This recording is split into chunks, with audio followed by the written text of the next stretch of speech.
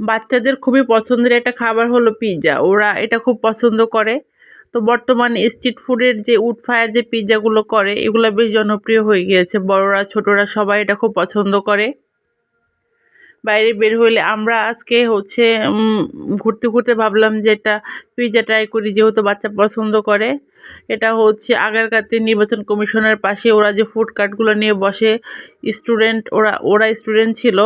স্টুডেন্টরা মিলে যে পার্ট টাইম যে এটা ফুড কার্ট নিয়ে খাবারের বিজনেস করতেছে, এটা আমার কাছে খুব ভালো লাগলো। ওদের পিৎজাটা আমার কাছে রেস্টুরেন্টের পিৎজা থেকে কোনো অংশে কম মনে হয় নাই। ওরা যথেষ্ট যত্ন সহকারে আসলে জিনিসগুলো তৈরি করে থাকে এবং মানে ভালো হাইজিন মেনটেন করে। আমার কাছে ভালো লেগেছে ব্যাপারটা। ভাইয়াটা আমাদের রুটি মানে যে রুটিটা করতেছে, এটা আমাদের পিৎজা রেডি করতেছে উনি। আমরা এখানে আজকে 10 ইঞ্চি সাইজের একটা পিৎজা অর্ডার করেছি, যেটার দাম ছিল 350 টাকা।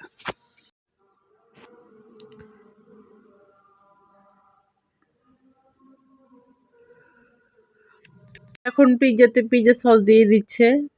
অনেস্টলি বলতে পিৎজার টেস্টটা আমার কাছে ভালো লেগেছে। আমি এর আগে শ্যামলীতে স্ট্রিট ফুডের একটা পিৎজা ট্রাই করেছিলাম, ওদের পিৎজাটা ভালো ছিল। তো এটার টেস্টটা আমার কাছে অনেক ভালো লেগেছে।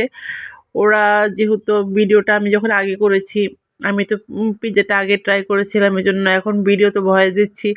ওরা যথেষ্ট পরিমাণ চিকেন ইউজ করেছিল, প্রচুর চিকেন ছিল এবং প্রতিটা বাইটে প্রচুর চিকেন পড়েছিল এবং প্রচুর পরিমাণ চিজও ইউজ করছে। এটা আমার কাছে ভালো মনে হলো যে 350 টাকার মধ্যে এত জিনিস ভরপুর পিৎজা আসলে পাওয়া যায় না। স্ট্রিট ফুডে ওরা যে পার্ট টাইম যে বিজনেসটা করতেছে এবং ওদের যে খাবারের মান দিচ্ছে, এটা আসলে আমাদের অ্যাপ্রিসিয়েট করা উচিত।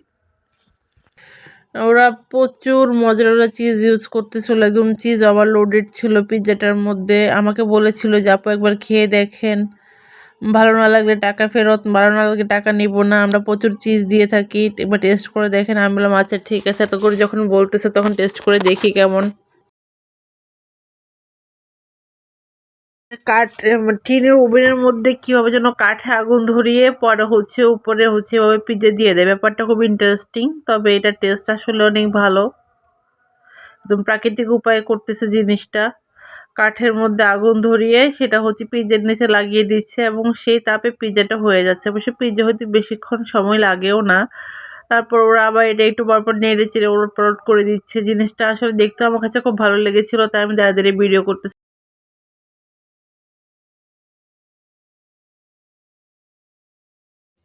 কয়েকবার উল্টে পাল্টে নেওয়ার পরে আমাদের পিৎজাটা রেডি হয়ে গিয়েছে। এখন ওরা পিৎজাটা আসলে নামাবে, যে এখন সার্ভ করবে পিৎজাটা বের করতেছে। এই যে এটা আমাদের পিৎজা ছিল, এটার মধ্যে প্রচুর চিজ এবং চিকেন ছিল।